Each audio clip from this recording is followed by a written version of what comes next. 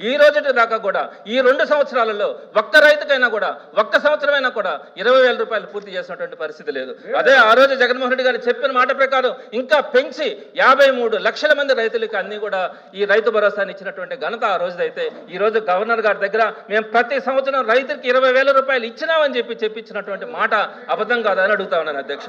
అదేవిధంగా రాష్ట్రంలో అధ్యక్ష ఈ సమాజాన్ని పూర్తిగా మార్చినటువంటి పథకాలు ఉన్నాయి అధ్యక్ష. ఒకటి ఫీజు రియంబర్స్మెంట్ వల్ల ఈ రోజు భారతదేశంలో ఉన్న ప్రతి రాష్ట్రం కూడా అమలు చేసేటువంటి పరిస్థితి ఉంది.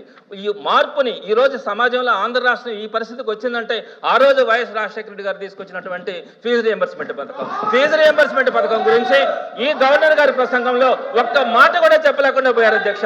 ఎందుకంటే ఫీజు రియంబర్స్మెంట్ బకాయిలు ఆ రోజు జగన్మోహన్ రెడ్డి గారు టీడీపీ ప్రభుత్వంలో పెట్టినటువంటి 4,000 కోట్ల రూపాయల బకాయిల్ని వైఎస్ జగన్మోహన్ రెడ్డి గారు సింగిల్ డే చెల్లించారు అధ్యక్ష.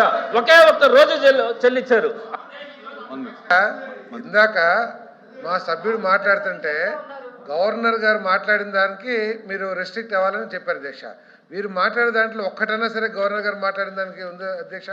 తర్వాత అన్ని అబద్ధాలు చెప్తున్నారు అధ్యక్ష. అన్ని సభని ప్రజల్ని తప్పుదోవ పట్టిస్తున్నారు. ఆయన గవర్నర్ ప్రసంగంలో ఇచ్చిన ప్రతి ఫిగర్కి మేము కట్టుబడి ఉన్నాం సార్. గవర్నర్ గారు చెప్పిన ప్రతి ఫిగర్కి ఈ ప్రభుత్వం కట్టుబడి ఉందని చెప్పేసి కూడా చెప్తాను అధ్యక్ష. అబద్ధాలు సభని తప్పుదో పట్టొచ్చొద్దని చెప్పేసి రిక్వెస్ట్ చేస్తాను అధ్యక్ష. ఎస్, ఆ పుస్తకంలో ప్రతిదానికి కట్టుబడి ఉన్నాం అంటున్నా నేను. 15,000 కూడా ముందే చెప్పాం. 13,000 తల్లి అకౌంట్లో వేస్తాము. ఓకే అయ్యా, వైసీపీలో కూడా చేశారు.